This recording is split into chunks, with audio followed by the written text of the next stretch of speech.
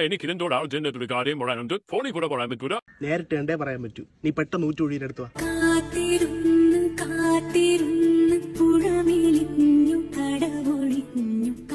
വിളിച്ചിട്ട് മണിക്കൂർ രണ്ട എവിടെ പോയി പറ്റി കിടക്കണോ? അളിയാ രഹസ്യം പറ. രഹസ്യം കോപ്പ് നിന്നെ കാത്തിരിക്കാൻ തുടങ്ങിയിട്ട് ഇവിടെ 2 മണിക്കൂറായി. 2 മണിക്കൂറാ? ഞാൻ വീട്ടിൽ നിന്ന് ഇറങ്ങിയിട്ട് 5 മിനിറ്റിലായുള്ളൂ. ഞാൻ 10:45 നിന്നെ വിളിച്ച്, ഇപ്പൊ സമയം 12:45. ആ ഞാൻ 10:45 അവിടെ ഇറങ്ങി. ഇപ്പൊ സമയം ശരിയല്ലളിയാ 12:45.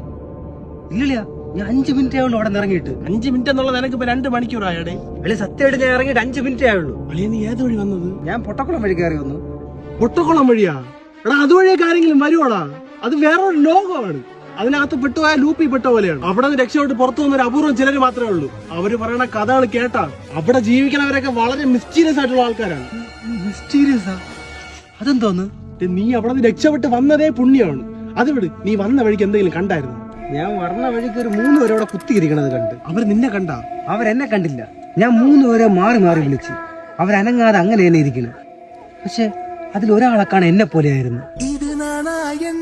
എടാ അവരൊരാളെ കണ്ട അതേ രൂപം സ്വീകരിക്കേണ്ട കഴിവ് അവർക്കുണ്ട്. എന്നെ പോലെ മാത്രമല്ലടാ, നിന്നെ പോലെ ഒരാളെ ഞാൻ അവിടെ കണ്ടു. എന്നെ പോലെയാ? അവന്മാര് വെറും ഭ്രാന്ത് പിടിച്ചവന്മാരാണ്. പൊട്ടന്മാര്, പൊട്ടക്കുളത്തെ പൊട്ടന്മാര്. ഇവേതവിടെ പോയി? പൊട്ടന്മാരാ പൊട്ടന്മാരാ.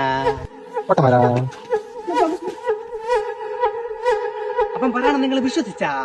നമ്മള് പൊട്ടന്മാരല്ലേ കേട്ടാ? നമ്മളെ കുറിച്ച് കൂടുതൽ അറിയാനേ ഇവരുടെ ശനിയാഴ്ച 7-ാം തീയതി വൈകിട്ട് 6 മണിക്ക് നമ്മുടെ ഷോർട്ട് ഫിലിം ഇറങ്ങണം കേട്ടാ. പൊട്ടക്കുളത്തിലെ പൊട്ടന്മാര്. അത് കാണുമ്പോ മനസ്സിലാവും കേട്ടാ.